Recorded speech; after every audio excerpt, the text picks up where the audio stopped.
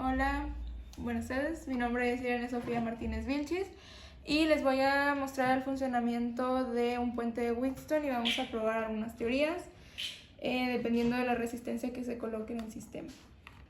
Así es como se ve nuestro circuito. Nos estamos basando en el esquema del puente de Wheatstone y aquí podemos observar que colocamos tres resistencias de las cuales conocemos su valor de 47 kiloohms.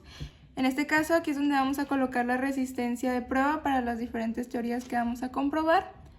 Para la primera prueba estamos comprobando que cuando todas las resistencias tienen el mismo valor, es decir que la resistencia de prueba ahorita también vale 47 kiloohms, el voltaje entre el nodo A y B sea 0 o parecido a 0. Vamos a colocar en nuestra fuente de voltaje 9 volts y vamos a observar en nuestro multímetro que nos da un valor de 13.4 milivolts, que es un valor bastante cercano al 0. Para la siguiente prueba vamos a cambiar la resistencia de prueba por una de 100 kiloohms. Esto lo podemos saber por el código de color que tiene cada una de las resistencias. Y para esta prueba también vamos a ocupar la fuente de voltaje de 9 voltios. Y en este caso observamos como nuestro multímetro nos da un valor de 1.6 voltios entre los nodos A y B. Ahora vamos a utilizar otra resistencia de prueba. Esta va a ser de 10 kiloohms, que es un valor menor a las demás resistencias. Recordemos que estas son de 47 kiloohms. La prueba anterior fue con un valor mayor. La de 10 kiloohms también la vamos a probar con una fuente de voltaje de 9 voltios. Y observamos en el multímetro que nos arroja un valor positivo de 2.93 voltios entre los nodos A y B, que es un valor mayor al que obtuvimos cuando medimos con la resistencia mayor de 100 kiloohms. Ahora vamos a comprobar que cuando nuestra resistencia es igual a 0, deberíamos obtener un valor de la mitad de nuestro voltaje.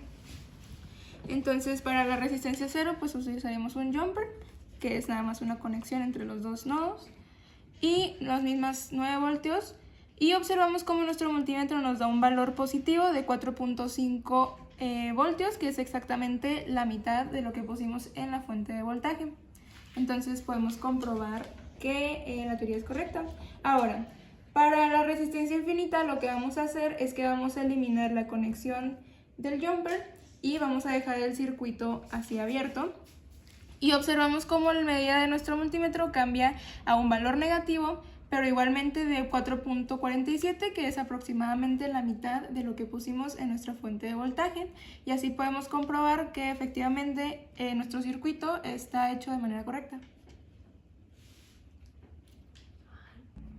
Ahora, para comprobar nuestras mediciones vamos a desarrollar una fórmula que igualmente se puede conocer como la fórmula del puente de Wheatstone. Sabemos que nuestra fuente de AB es igual al voltaje en A menos el voltaje en B. Estas son las ecuaciones correspondientes para cada nodo. Las colocamos en nuestra fórmula de divisor de de voltaje, disculpen, en donde se multiplica el voltaje de la fuente por el voltaje en A menos el voltaje en B. Ya que obtuvimos esta fórmula, en caso de que conozcamos el voltaje de AB y no conozcamos la resistencia, podemos despejar para obtener esta ecuación que ya nos encuentra en función de RT.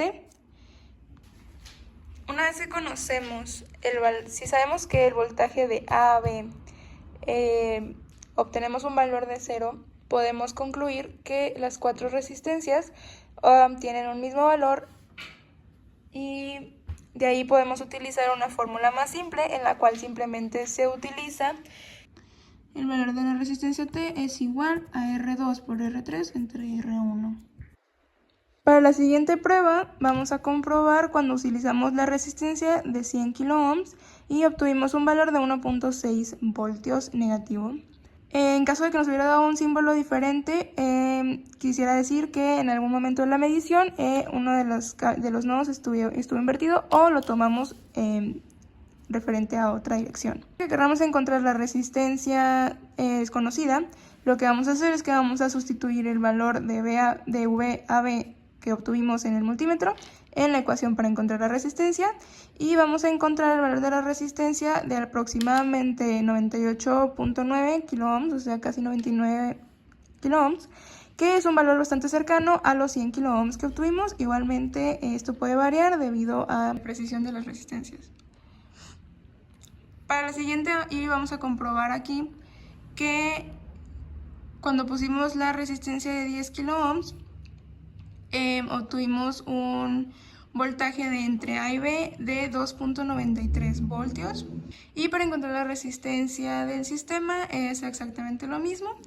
Obtuvimos un valor de 9.93 kiloohms, que es un valor bastante cercano a los 10 kiloohms que teníamos en nuestra resistencia teóricamente.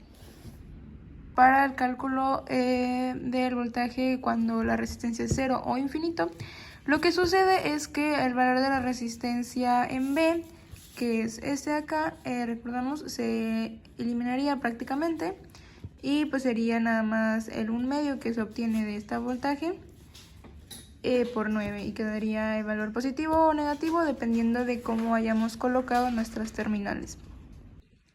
Como conclusión final, podría decir que la práctica fue exitosa y se comprobaron correctamente todas las teorías.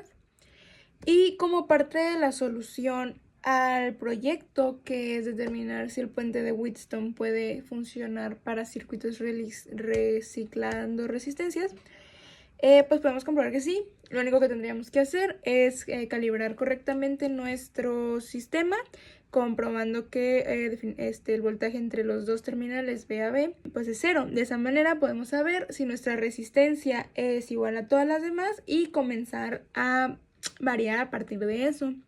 Entonces es una buena alternativa y puede darle una segunda vida a cualquier resistencia de soldada de tarjetas.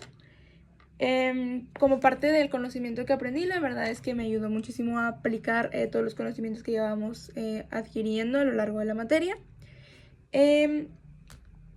Y pues eso es todo, espero sea de su agrado.